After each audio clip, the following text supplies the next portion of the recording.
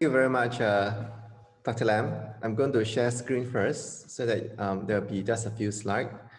A very good morning, good evening to all of you all over the world. And it's really a pleasure for me to be given this privilege to share with you briefly on a topic that's very close to my heart, inspiring health for all. And I have been a member of the TCHI or Tai Chi for Health Institute for about 12 to 13 years now. And I think what attracted me to this institution were three things.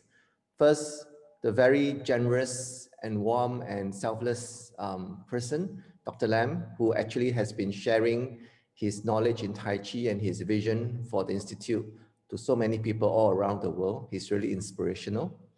Secondly, because of all of you, my friends and fellow members of the TCHI, all of you who are so passionate to continue to teach Tai Chi, to promote health, and even other aspects of its goodness to so many people in the world.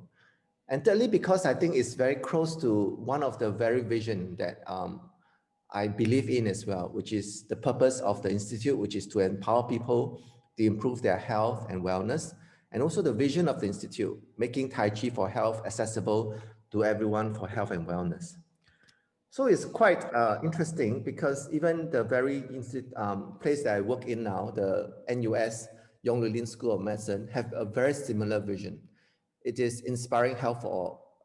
To be frank, I think the vision may be a little bit adapted from our vision because this vision of the school come after the vision that we have, because it's quite interesting. Our vision was only talked about 3 years ago. And so in a way, in the past few years, I've been thinking, how can we really inspire health for all in a holistic sense? Because as a doctor, we know that it's not just good enough to be healthy physically, but you need to be healthy emotionally, spiritually, vocationally, socially, and in every sense of the word. And one of the things that sort of struck me recently was maybe there's some 5 E's or 6 E's that are the so-called tips to healthy longevity.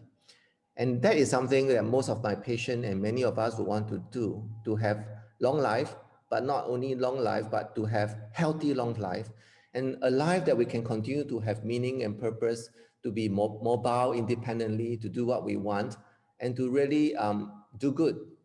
And so I thought this will be some simple E's to remember. One is to eat less. Second, exercise more.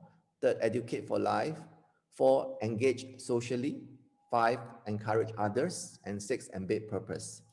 And there's actually a lot of evidence in all these 6 E's. We know that if we eat less, we probably can lose weight, especially if we eat less unhealthy food like processed food and sugary stuff.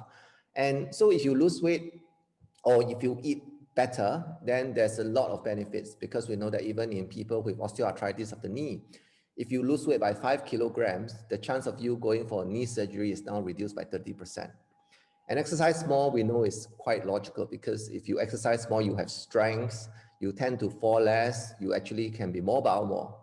For Educate for Life, we know that will be one good way to continue to learn new things, but more importantly, it also help you to prevent dementia.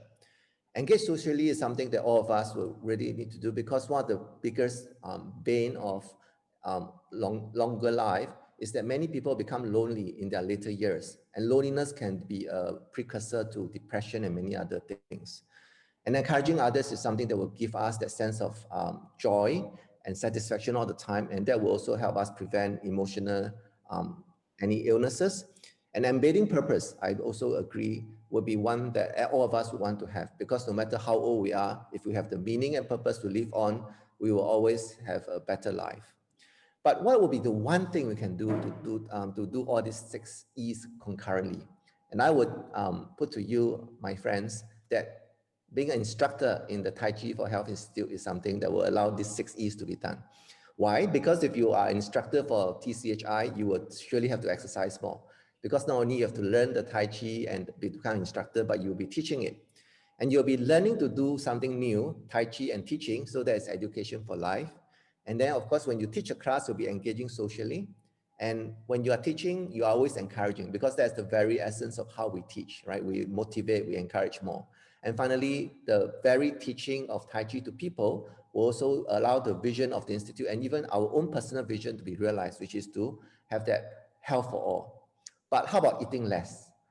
Is it true that when you're a Tai Chi instructor, you actually eat less? Well, maybe because you'll be engaging in mindful eating. And that will mean that you eat slower. And when you eat slower, you eat only what is good. And therefore, you eat less and eat better. So I think all six can be done concurrently if you are a Tai Chi instructor. And I will continue to encourage all of you to encourage your instructors and even those who are thinking about being instructor to become an instructor for TCHI, because the 6 E's will be done. And you can then have a path to healthy longevity. And I think this is something I learned about COVID. We all can have identity to want to inspire health for all and become a generalist specialist. In other words, we are not only good in one thing, but we can go in many things. And by doing these many things, integrating new knowledge, we can actually find new solutions to problems. And I think three competencies will still be required. And this is what the TCHI has been working on, to have the empathy all the time, metacognition to think about thinking and do things better. And that's why Dr. Lam and many of the board members and MTs and STs are thinking about how to become better in teaching and learning. And of course, use technology, but of course, be situationally aware. So my hope is that I can continue to live my life in cycles of 8 years. And I think I'm now reaching the 49 to 56 year stage. But beyond that, hopefully I will be able to have that inspiring health for all approach. So in the morning, I'll be teaching my medical students. Then in the late morning, I'll be teaching a class, seeing my patients. Then by midday or afternoon, I'll be teaching people how to cook and eat well and grow some vegetables and maybe have a Bible study lesson at night. And at night, I'll be a YouTuber, like what Dr. Lam is doing all the time recently. So if you're interested to learn more about my ideas, go to this podcast. It's better to share a bottle of wine than to drink alone. And this is another idea that I think is worth having. Podcast is a good way to share ideas to many people. With that, I thank you all for your kind attention. Back to you, Dr. Lam.